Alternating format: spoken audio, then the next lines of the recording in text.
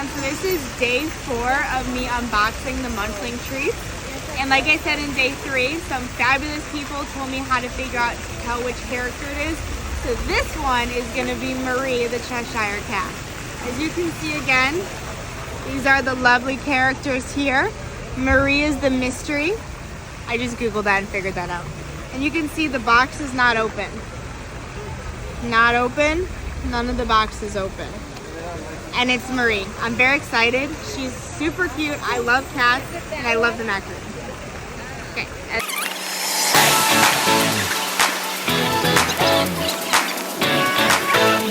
Okay. Moment of truth.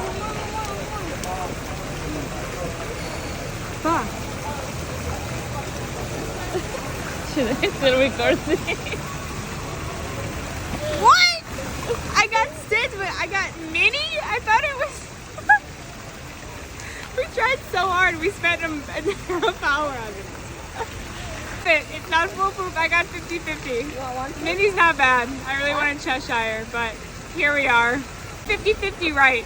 So there you go. Can't fool Disney, folks.